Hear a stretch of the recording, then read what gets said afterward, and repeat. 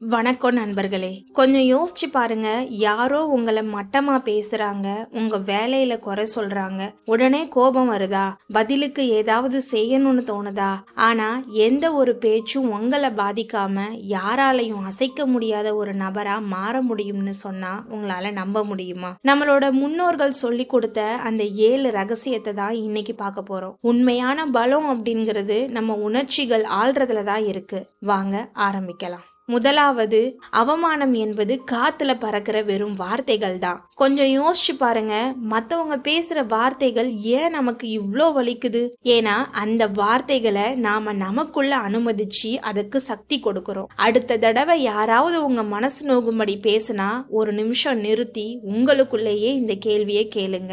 இந்த வார்த்தை உண்மையிலேயே என்ன பத்தியதா, இல்ல அவங்களோட விரக்தி, பொறாமை அல்லது சொந்த பிரச்சனையின் வெளிப்பாடா? பல நேரங்கள்ல மத்தவங்களுடைய எதிர்மறையான பேச்சு அவங்களுக்குள்ள இருக்கிற வலியோட பிரதிபலிப்பு தான். அது உங்க தகுதிக்கு ஒரு அளவுகோல் கிடையாது. அந்த வார்த்தைகளை உங்களுக்கு சம்பந்தம் இல்லாத ஒரு சத்தமா மட்டும் பாருங்க. அது உங்களை ஒருபோதும் பாதிக்காது. ரெண்டாவது, உங்க கட்டுப்பாட்டுல என்ன இருக்குன்னு தெரிஞ்சுக்கோங்க. நம்ம பெரியவங்க ஒரு அருமையான விஷயம் சொல்லியிருக்காங்க. சில விஷயங்கள் நம்ம கையில இருக்கும், பல விஷயங்கள் நம்ம கையில இருக்காது. மத்தவங்க எப்படி பேசுறாங்க, எப்படி நடந்துக்கிறாங்கன்னு அவங்க கையில இருக்கு. ஆனா அதுக்கு நாம எப்படி ரியாக்ட் பண்றோம் அப்படிங்கிறது 100% நம்ம கையில தான் இருக்கு. இந்த உண்மையை நீங்க புரிஞ்சுக்கிட்டீங்கன்னா மாற்ற முடியாத விஷயங்களுக்காக உங்க சக்தியை வீணாக்காம உங்க மன அமைதியில மட்டும் கவனம் செலுத்துவீங்க. மூன்றாவது, சவால்களுக்கு மனதளவுல தயாராயிருங்க. இது கேட்கறதுக்கு கொஞ்சம் வித்தியாசமா இருக்கலாம். ஆனா மோசமான சூழ்நிலைகளை சந்திக்கிறதுக்கு நீங்க முன்னாடியே உங்க மனசை தயார்படுத்திக்கிட்டீங்கன்னா அது நிஜமா நடக்கும் போது அதோட தாக்கம் ரொம்ப குறைவா இருக்கும். தினமும் காலையில இன்னைக்கு என்ன எதிர்மறையான விஷயம் நடந்தாலும் சரி, என்னோட மன அமைதியை நான் இழக்க மாட்டேன் அப்படின்னு உங்களுக்கு நீங்களே நினைவூட்டுங்க.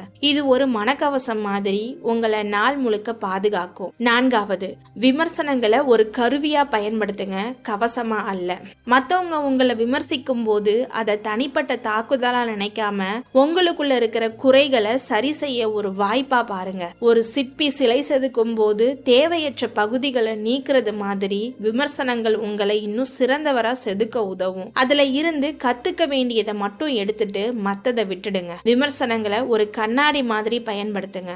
அது உங்க உண்மையான மதிப்பை குறைக்காது. ஐந்தாவது, உங்கள் மதிப்பு உங்களால் மட்டுமே தீர்மானிக்கப்படும். உலகம் உங்களை எப்படி மதிப்பிட்டாலும் உங்க சுயமரியாதை உங்ககிட்ட தான் இருக்கு. மற்றவங்களுடைய கருத்துக்களோ சமூகத்தின் எதிர்பார்ப்புகளோ உங்களை வரையறுக்க அனுமதிக்காதீங்க. நீங்க யாரு, உங்களோட பலம் என்ன அப்படின்றத நீங்களே தெரிஞ்சுக்கோங்க. உங்க மதிப்பை அடுத்தவங்க நிர்ணயிக்க அனுமதிச்சீங்கன்னா அவங்களோட கருத்துக்களுக்கு நீங்க அடிமையாயிடுவீங்க. உங்களோட தனித்துவத்தையும் ஆற்றலையும் நீங்களே அங்கீகரியுங்க.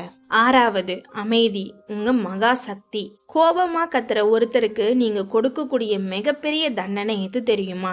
உங்க அமைதி தான். யாராவது உங்களை தூண்டிவிட முயற்சிக்கும் போது நீங்க நிதானமா ஒரு சின்ன புன்னகையோட இருந்தா போதும். அவங்களோட மொத்த சக்தியும் காத்துல கரைஞ்சிடும். நெருப்புக்கு ஆக்சிஜன் இல்லைன்னா அழிஞ்சிடும் இல்லையா? கோபமும் அப்படித்தான். நீங்க அமைதியா இருக்கும் போது அந்த கோபத்துக்கு சக்தி இல்லாம அது தானா அழிஞ்சிடும். ஏழாவது, தினசரி பயிற்சியால் உங்க மனசை இரும்பாக்குங்க. உண்மையிலேயே யாராலும் அசைக்க முடியாத ஒருத்தரா நீங்க மாறணும்னா உங்க மனசை தினமும் பழக்கப்படுத்தணும். தினமும் ஒரு 10 நிமிஷம் தியானம் செய்யுங்க. அல்லது உங்களுக்கு கோபம் வந்த தருணங்களை ஒரு டைரியில எழுதி எப்படி இன்னும் சிறப்பா செயல்பட்டு இருக்கலாம்னு யோசிங்க. இந்த சுய பரிசோதனை உங்க மனசை மேலும் மேலும் பலப்படுத்தும். நண்பர்களே, உங்க உணர்ச்சிகளோட அதிகாரம் உங்க கையில தான் இருக்கு. நீங்க அனுமதி கொடுக்காம யாரும் உங்களோட மன அமைதியை திருட முடியாது.